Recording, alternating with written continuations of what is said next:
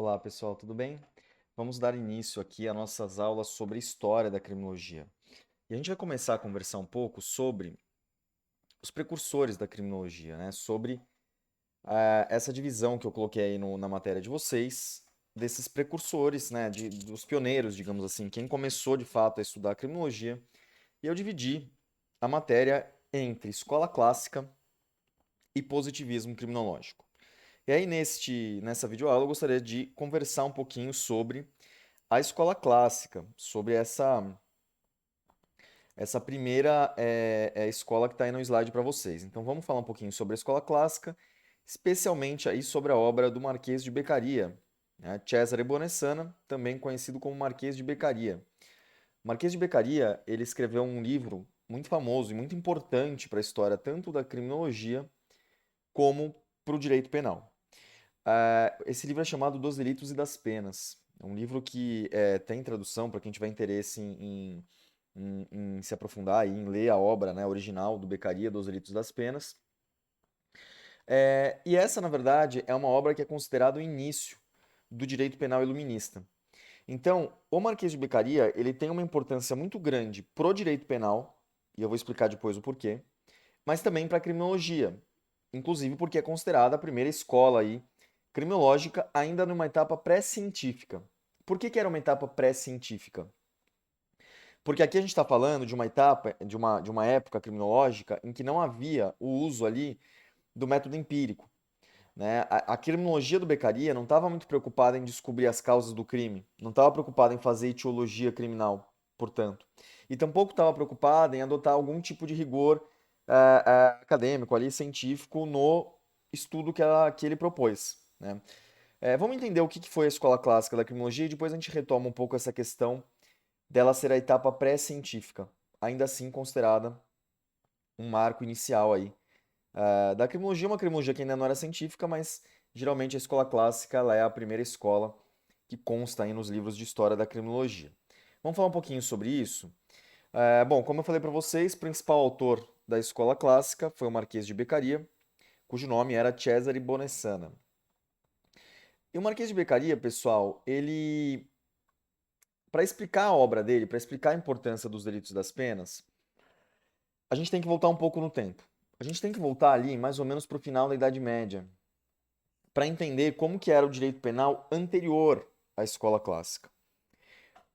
Como que era o direito penal, portanto, do Estado absolutista, né? A gente vai ver daqui a pouco que a escola clássica ela muda esse direito penal. Mas o que existia até então, ali no final da Idade Média, até a escola clássica? Os países europeus, nessa época do final da Idade Média, eles começaram a centralizar os seus territórios e a concentrar o poder nas mãos dos soberanos. Isso tem uma razão histórica, e logicamente essa não é uma aula de história, mas rapidamente, só para a gente relembrar o contexto aqui. A gente está falando ali de um momento em que os países europeus estavam querendo retomar o comércio no Mediterrâneo, estavam querendo se lançar para as grandes navegações. E isso exigiria ali uma unificação daqueles territórios, uma administração unificada para que eles se lançassem aí nessas empreitadas, nessas navegações, etc. Bom, então, eles precisavam, aquela sociedade da época precisava concentrar o poder nas mãos de um soberano, precisava centralizar esse poder. E é nessa época que surge a corrente filosófica que vai inspirar o absolutismo, né?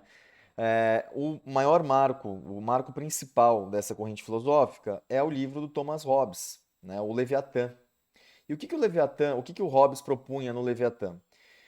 Em síntese, né, o Hobbes ele falava mais ou menos o seguinte, que a humanidade ela vive numa espécie de estado de natureza, na qual ou no qual essa humanidade é perigosa. Daí vem aquela expressão homem é o lobo do homem. Por que ela é perigosa? Porque ela causa um risco para a própria humanidade, né? Então ela precisaria de proteção. E como que a humanidade vai conseguir essa proteção? Ela vai ceder as suas liberdades e os seus direitos por meio de um contrato social para um soberano. E para a criação do Estado, que vai ser governado por um soberano.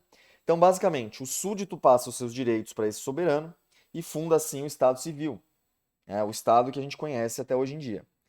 Qual que era o problema dessa concepção hobbesiana, dessa concepção do Hobbes?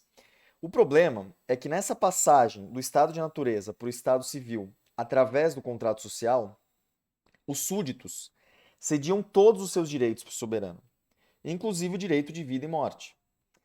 Portanto, este soberano absolutista passa a ter direito de vida e morte sobre o súdito. Ele passa a escolher, ele passa a mandar, ele passa a governar ali de uma forma completamente arbitrária e autoritária, porque ele pode simplesmente, do dia para a noite, aquele soberano absolutista, ele podia, do dia para a noite, decidir, por exemplo, quando que ele ia executar uma pena de morte ou quando que ele ia, enfim, aplicar penas sem qualquer previsão legal, até de uma forma vingativa e desproporcional, enfim.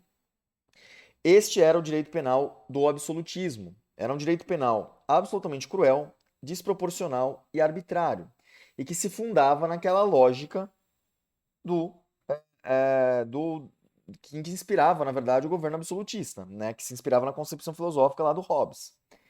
Mas para além dessa legitimação filosófica, dessa legitimidade filosófica que o Estado absolutista tinha para aplicar esse direito penal, também a gente deve ter em mente que o rei ele tinha interesse em aplicar esse direito penal desproporcional, porque ele queria aplicar um direito penal muito cruel e muito arbitrário e com penas muito pesadas, porque era assim que ele reafirmava o seu poder. Esse rei absolutista ele reafirmava o poder através do medo. E esse medo era justamente imposto pelo direito penal. Por isso que a gente vê geralmente em filme que retrata essa época dos estados absolutistas, aquelas execuções de pena absolutamente cruéis, que são feitas em praça pública, como se fossem numa espécie de espetáculo. Então, o que eu quero dizer aqui? Como que eram as penas, né, do regime absolutista? Eram penas feitas de uma forma essencialmente pública, que se confundiam ali quase como um espetáculo, mas um espetáculo de crueldade, né, de arbítrio estatal, de autoritarismo. É, essas penas eram penas que recaíam sobre o corpo do condenado, então pena de morte, mutilações, e que eram extremamente cruéis. Né? Eram penas ali que duravam horas para serem executadas, que eram absolutamente desproporcionais. Então, a execução dessas penas se confundia com tortura e etc. Bem, e além disso, as penas corpóreas, portanto, eram as penas principais.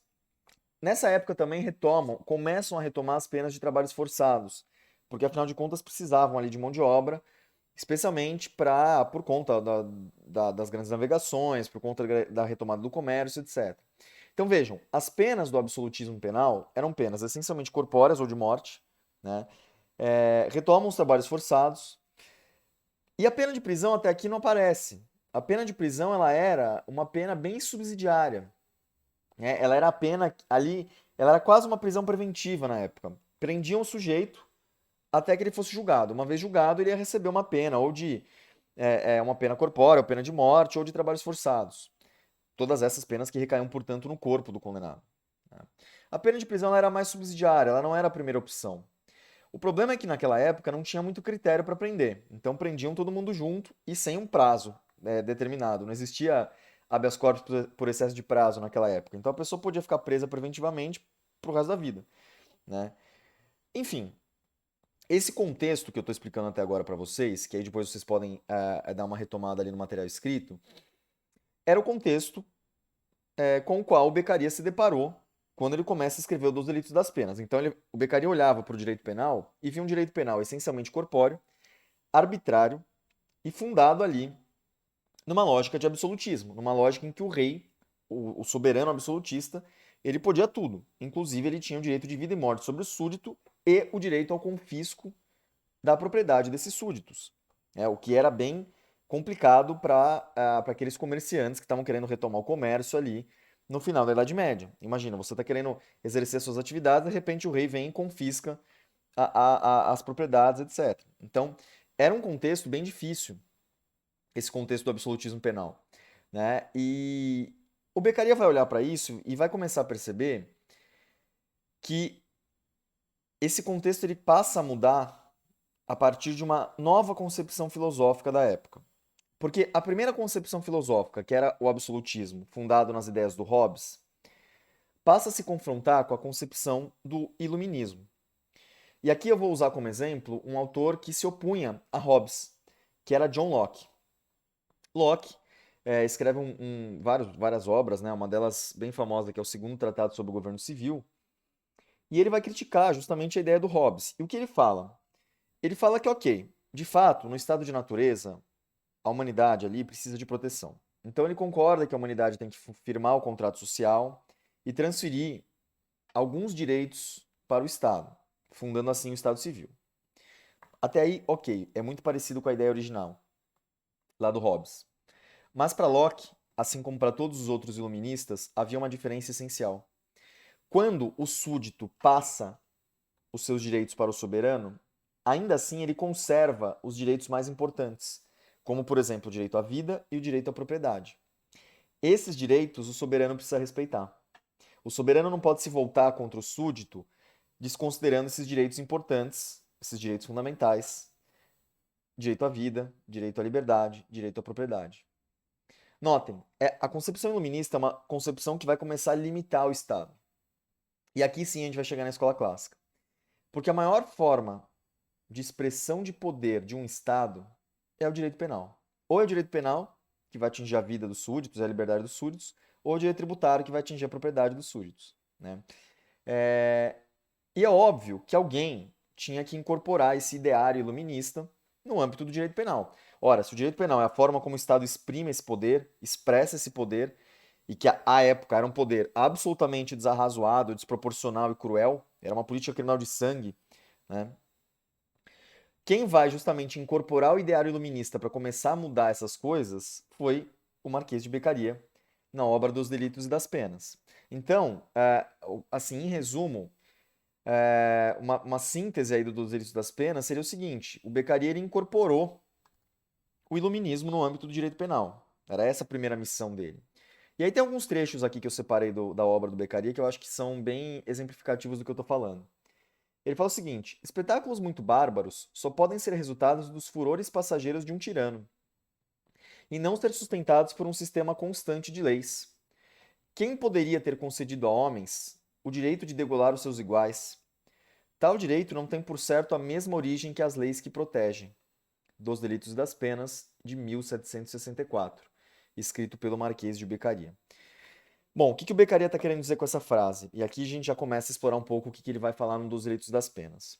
A primeira coisa que ele fala é que o direito de punir, o direito do Estado de punir os cidadãos, ele deriva das próprias liberdades que os cidadãos cederam para o Estado. Lembra da ideia do contrato social? O Estado só existe porque os súditos, em algum momento, cederam uma parte da sua liberdade e construíram o Estado. Esse Estado não pode se voltar de uma maneira absolutamente cruel e arbitrária contra os súditos, porque isso vai contra a origem do próprio Estado. É isso que ele está falando aqui, ó. Quem poderia ter concedido aos homens o direito de fazer degolar os seus iguais? Tal direito não tem por certo a mesma origem das leis que protegem o Estado. Né? Então, assim, a primeira coisa, o Estado ele só existe em função do súdito. Ele não pode se voltar contra esse súdito de uma maneira vingativa e arbitrária.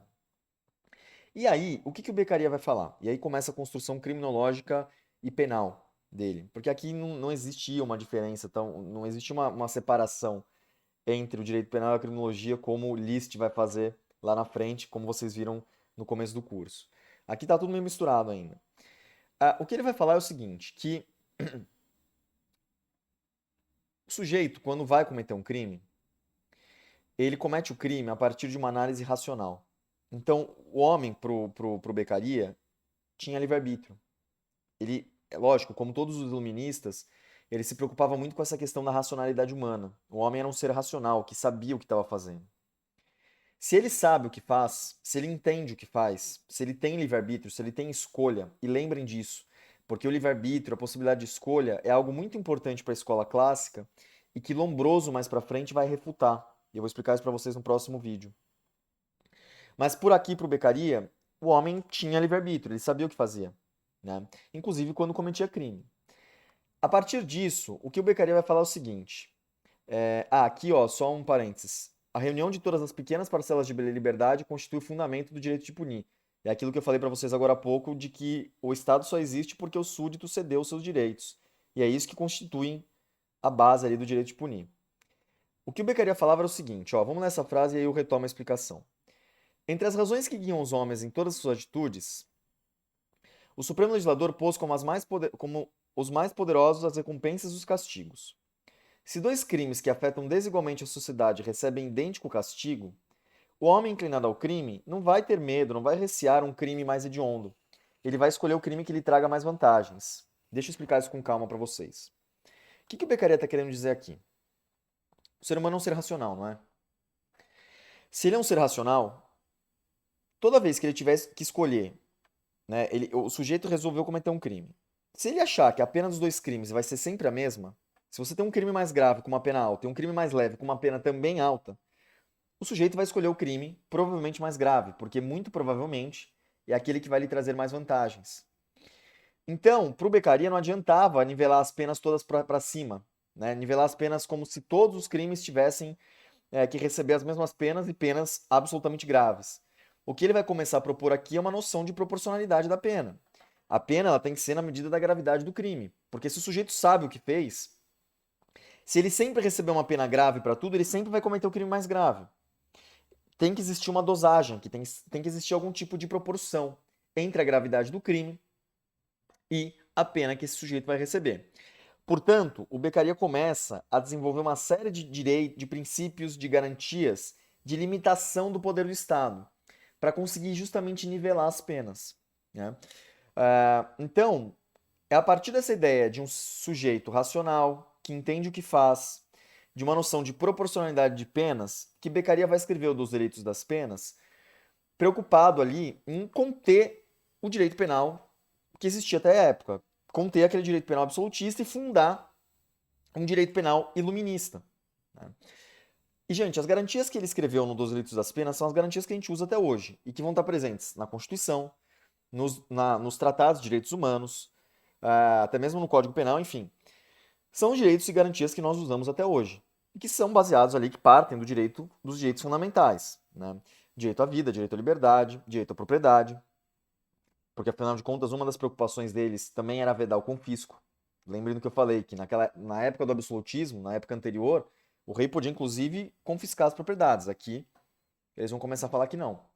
Então, por exemplo, princípio da legalidade, que vocês estudam lá em direito penal. O princípio da vedação a penas cruéis, vedação ao confisco, a noção de proporcionalidade, a noção de individualização das penas, tudo isso vai ter uma origem lá no Beccaria, lá no dos Direitos das Penas, lá na escola clássica.